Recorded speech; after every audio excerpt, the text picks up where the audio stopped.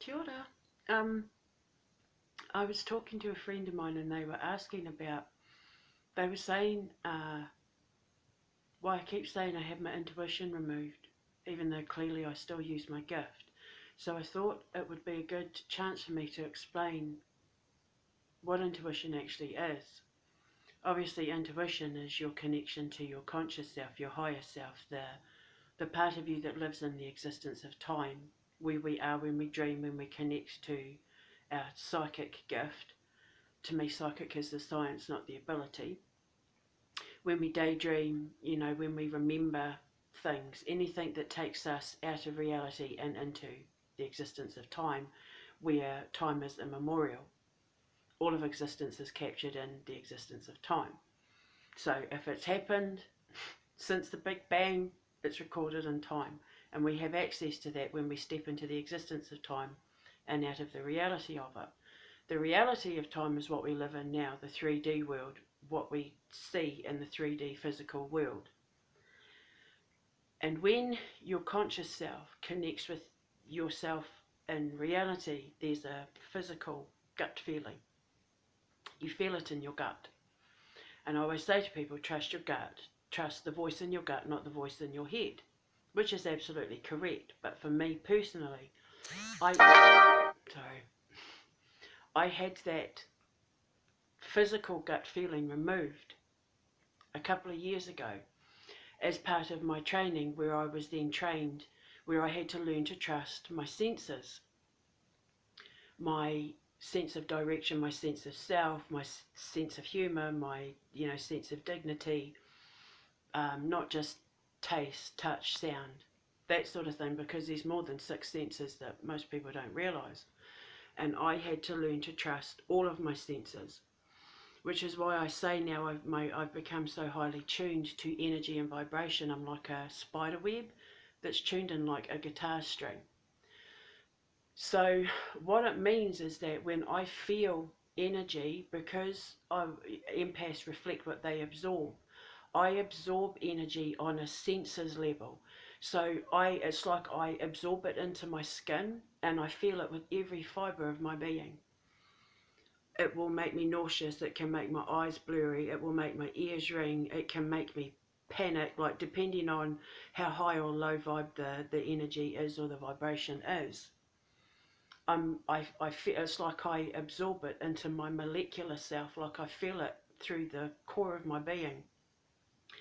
And then I react accordingly and make the decisions accordingly to the best possible outcome, which in turn helped me fine-tune my gift as such that now I can stand in the existence of time and see what's coming, make better choices and healthier decisions for me because I follow the path of light. And it's helped me manifest with pinpoint accuracy. You become so laser focused, you can duck and weave anything negative or anything that's going to hold you back, to the point where you see it coming in existence. You're then able to manipulate time to avoid it in reality. And that's what that is. It's trusting my senses. So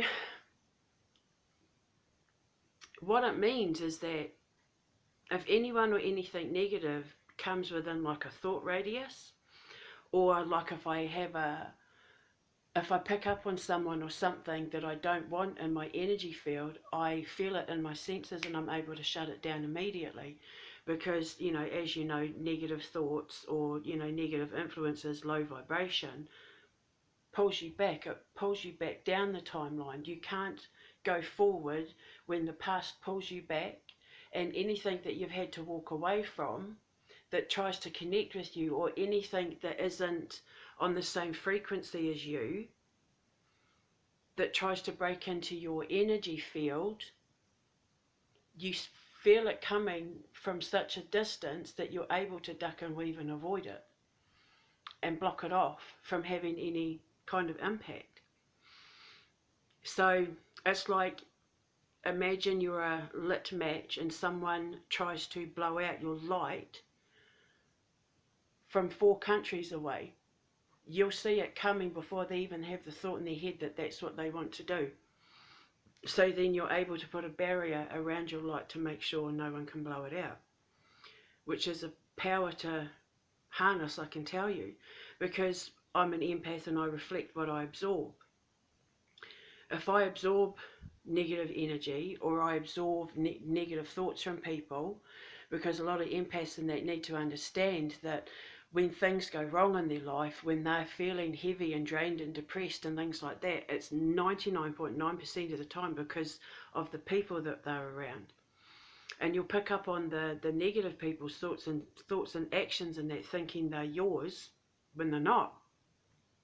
And my senses training with my totems, and you're learning to trust my body and my senses, and my connection to the conscious self, and that I've been trained to be so highly tuned at recognizing the slightest twang in a negative frequency or vibration, that I'm, even before it stepped onto the cobweb, that I'm able to just pick up my cobweb and move it, my spider web, and move it.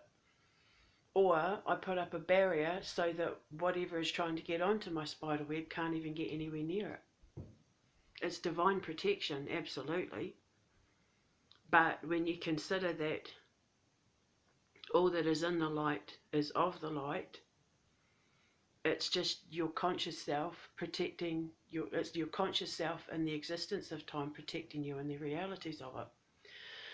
And that pain that you get when someone dies, or when you have heartache or heartbreak, that pain you get is because it's a cutting of the cord of your connection with someone and the realities of time.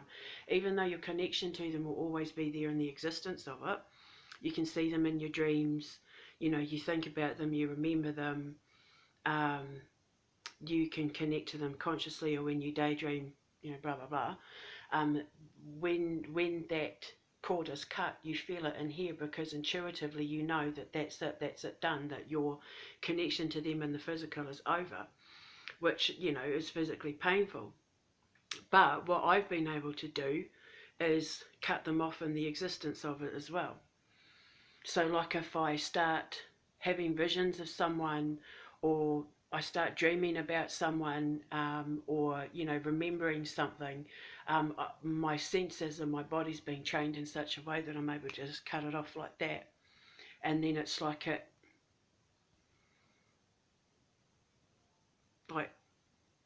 unblocks a drain, so that everything can get free flowing again. Because when we dream and connect to our conscious self and daydream and have thoughts and memories, we're connecting to the existence of time.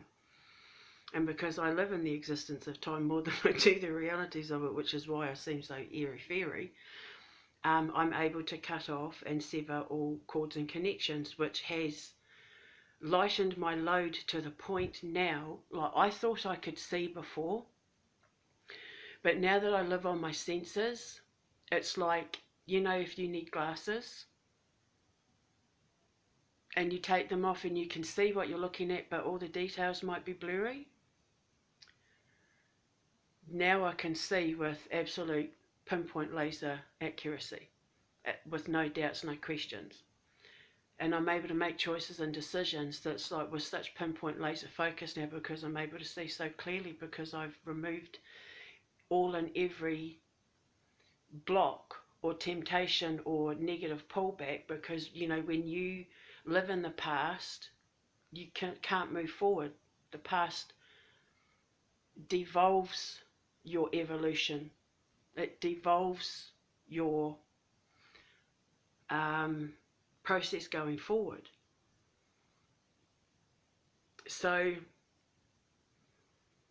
by me having my gut instinct removed, I had to rely on my senses, how things physically made me feel, how things physically make me feel. A prime example of which is when you're standing in the existence of time in a place that is perceived paranormal activity, or you're connecting with the existence of time where you'll think it's a ghost, but you're actually about to step into a time slip or a time bend situation, where time is merging, where your reality and someone else's reality at a different point in time are merging, even for a brief second. Your hair will stand on end. That's a physical reaction to the connection of the existence of time. Except people think it's ghosts, but when you look at what the word ghost means, it just means like a faint image, like an illusion of something that isn't quite reality. So this is why it's good for me when I do Wix World and I go to these places of paranormal activity. I'll be able to explain all this stuff to people who think that they're being haunted and that. Because death is only biological. Death doesn't exist in the realities of, well, death only exists in reality because it's biological.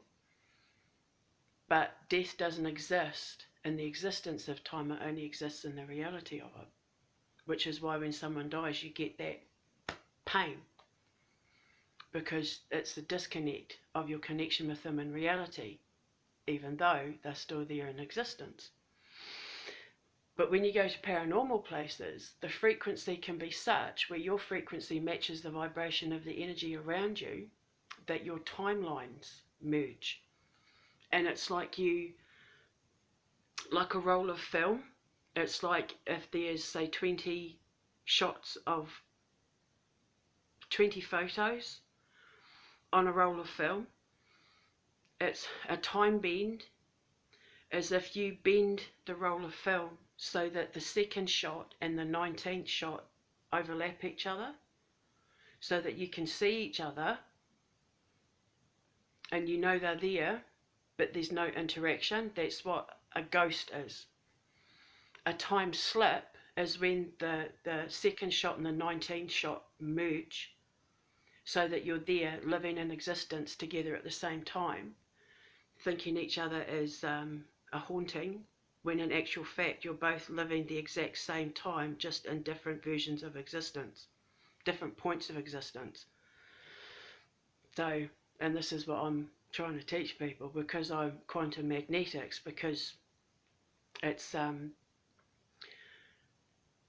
living in the existence of time to manifest reality. You know, it's manipulating energy to manifest your reality. So the quantum magnetics is like, I understand time on a existence versus reality thing, because you're able to see an existence and pull it into reality, or you understand what is reality because you see it in existence. So this is what I'm trying to teach people, and I had to have that gut feeling removed and just rely on the whole physical feeling of it, how it made me feel, think, react, decide, all these senses. I think I counted 33 senses in total. You know, it's not just sense of humour and that, there's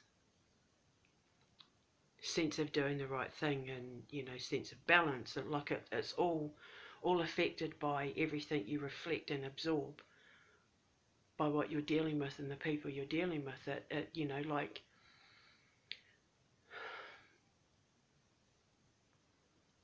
I learned something really interesting. The butterflies and heart palpitations you get when you think you're in love with someone is actually a warning sign that you're with someone who's toxic. That when you're with someone who is truly compatible with you, they feel like home. There's no panic, there's no fear, there's no heart palpitations. When you think you love someone, you get those heart palpitations, and you get butterflies, and you get nervous, and you get jittery, and you can't speak. It's not because you're in love, it's actually because they're toxic and your conscious self is trying to push them away, but you mistake it for love. So you head towards it, and then you end up being in a toxic relationship. But when you're with someone who is a perfect match to you, you just feel an overwhelming sense of love and comfort, and they feel like home. Like they're the one that can calm you down, they're the one that can bring you peace, they're the one that feels like your soul belongs. You are instantly friends before you are lovers, like, because there's that compatibility. They're the person that soothes your soul.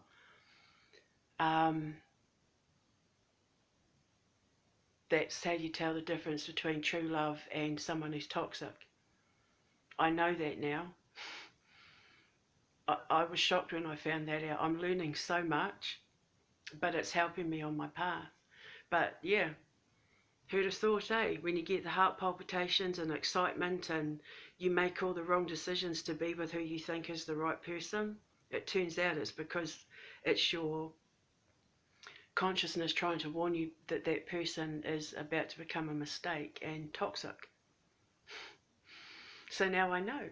Because now I know what to look for. Now I know because I trust my senses.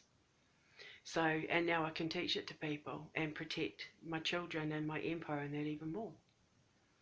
Supernatural powers. The supernatural is real, people. So I just thought I'd explain. Mwah.